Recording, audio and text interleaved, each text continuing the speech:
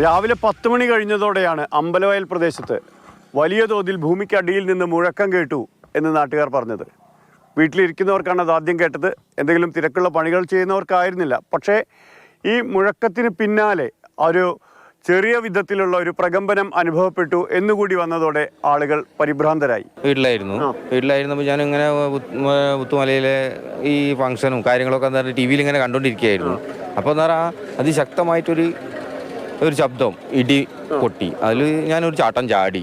അത് ഹാർട്ടിലാണ് നമുക്ക് ഒരു ഇഷ്യൂ വന്നത്. ശബ്ദം എന്ന് പറഞ്ഞാൽ നല്ലൊരു ശബ്ദം തന്നെയാണ്. അതെന്താന്ന് പറഞ്ഞാൽ കറക്റ്റായിട്ട് അത് പൊട്ടിയ പോലെ തന്നെയാണ് തോന്നിയതല്ല, അത് പൊട്ടിയിട്ടുണ്ട് സാർ. മുണ്ടക്കയത്തുണ്ടായ സംഭവത്തിന്റെ കാരണത്തിൽ ജനങ്ങൾ ഭീതിയിലാണ്. രാത്രി ഉറങ്ങിക്കിടക്കുന്ന സമയത്താണ് കഴുത്തറ്റം വെള്ളത്തിൽ അവർ പോകുന്നത്. അപ്പം അങ്ങനെയുള്ള സാഹചര്യത്തിൽ പെട്ടെന്നാണ് കേൾക്കുന്നത് ഇവിടെ ഭൂചലനമുണ്ടായി, ശബ്ദം കേട്ടു എന്നൊക്കെ പറയണത്. അപ്പോൾ അവർ തീർച്ചയായും എല്ലാവരും പേടിയിലായതുകൊണ്ട് എല്ലാവരും ഉദ്യോഗസ്ഥർ മുഴുവനും ത്രിതല പഞ്ചായത്തുകളും MLAയും എല്ലാവരും ഓടിയെത്തിയിരിക്കുന്നത്. കൂണിടി എന്ന് സാധാരണ വയനാട്ടിൽ പറയാറുള്ള വിധത്തിലുള്ള ഒരു ഇടിവെട്ടായി മാത്രമാണ് പലരും ആദ്യം കണ്ടത്. എന്നാൽ പിന്നീട് ഈ അമ്പലവയൽ പ്രദേശത്ത് മാത്രമല്ല, നെന്മേനി പഞ്ചായത്തിലെ പല മേഖലകളിലും ഇത് കണ്ടു. വൈത്തിരിയിൽ നിന്ന് ഇതുമായി ബന്ധപ്പെട്ട ഇത്തരത്തിലുള്ള വിവരങ്ങൾ വന്നു. സേട്ടുകുന്നിൽ നിന്ന്, അവിടെ നിന്നും ഇതുപോലുള്ള മുഴക്കം കേട്ടു എന്ന് നാട്ടുകാർ പറഞ്ഞു. ഇടവയിലെ ആൾക്കാരൊക്കെ ഒരു സൗണ്ട് കേട്ടു, ഞാനും കേട്ടു. രാവിലെ കുർബാന ഉണ്ടായിരുന്നു. അത് കഴിഞ്ഞ് ഞാൻ ബത്തേരിക്ക് പോകുന്ന വഴിക്കാണ് ഈ ശബ്ദം കേട്ടത്. അപ്പോൾ എൻ്റെ കൂടെ ഒരാളുണ്ടായിരുന്നു. അപ്പോൾ ഇപ്പോൾ എന്താ ഇടി വെട്ടുന്നതെന്നുള്ള രീതിയിലാണ് സംസാരിച്ചത്. അപ്പോൾ ഞാൻ പറഞ്ഞു ഇടിവെട്ടി മഴ പെയ്യാനായിരിക്കും എന്ന് പറയുകയും ചെയ്തു. ടെൻഷൻ ഇല്ലാതിരിക്കുമോ? നമ്മൾ തൊട്ടടുത്ത് നമ്മുടെ പ്രദേശത്ത് ഇങ്ങനെ ഒരു സംഭവം നടന്നെന്ന് പറയുമ്പോൾ പിന്നെ നമ്മൾ വരാതിരിക്കാൻ പറ്റുമോ? അപ്പോൾ അതിൻ്റെ പേരിൽ നമ്മൾ വന്നു എന്താണെന്നുള്ളത് അറിയാൻ വേണ്ടിയിട്ട്. എന്തായാലും നെന്മേനി പഞ്ചായത്തിലെ സ്കൂളുകൾക്കൊക്കെ അവധി കൊടുത്തു. തൊഴിലുറപ്പ് തൊഴിലാളികൾ പണി നിർത്തി വീട്ടിലേക്ക് മടങ്ങി. എല്ലാവരും പരിഭ്രാന്തരായി. ആദ്യഘട്ടത്തിൽ ഇത് ഒരു വലിയൊരു മുഴക്കമാണ് എന്ന വിധത്തിലേക്ക് മാറി. എല്ലാവരും ഇറങ്ങി കുന്നിലേക്കും മലയിലേക്കുമൊക്കെ നോക്കാൻ തുടങ്ങി.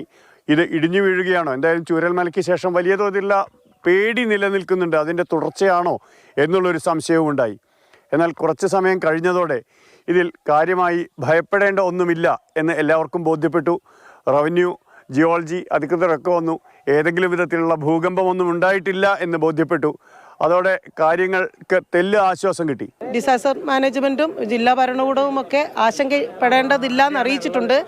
സമാധാനമാണ്. എങ്കിൽ പോലും ഈ സൗണ്ട് എന്തിൻ്റെ ഭാഗമായി എന്നുള്ളത് അറിയാൻ ഞങ്ങൾക്ക് ആഗ്രഹമുണ്ട്. അതിനുശേഷമാണ് നാട്ടുകാരെ സംബന്ധിച്ചിടത്തോളം കാര്യങ്ങൾ നേരെ തല തിരിയാൻ തുടങ്ങിയത്. കാരണം ലോകമെമ്പാടും നിന്ന് നാട്ടുകാർക്ക് വിളി വന്നു തുടങ്ങി. അമ്പലവയൽ പ്രദേശത്ത് നിന്ന് ആളുകളെ മാറ്റിപ്പാർപ്പിക്കുന്നു തുടങ്ങിയതടക്കമുള്ള ആശങ്കകൾ വന്നതോടെ എല്ലാവരും കൂടുതൽ അസ്വസ്ഥരായി. എന്തായാലും ആരെയും മാറ്റിപ്പാർപ്പിക്കേണ്ടതില്ല, ഭയപ്പെടേണ്ട കാര്യമൊന്നുമില്ല എന്നായി ഔദ്യോഗിക സ്ഥിരീകരണം കൂടി വന്നതോടെയാണ് വൈകിട്ടത്തെ കാര്യങ്ങൾ ഒന്ന് സ്വസ്ഥമായത്. എന്തായാലും ഒരു പകലിൻ്റെ അലോസരം, ഒരു പകലിൻ്റെ അസ്വസ്ഥം, ഒരു പകലിൻ്റെ പ്രകമ്പനങ്ങൾ ഇപ്പോഴും തീരുന്നില്ല. ഈ രാത്രിയും നിലയ്ക്കാത്ത ഫോൺ വിളികളുമായി ലോകത്തിൻ്റെ വിവിധ ഭാഗങ്ങളിൽ നിന്ന് ഈ പ്രദേശത്തുള്ളവർക്ക് ഉറക്കം നഷ്ടമാവുന്ന അവസ്ഥയാണ്.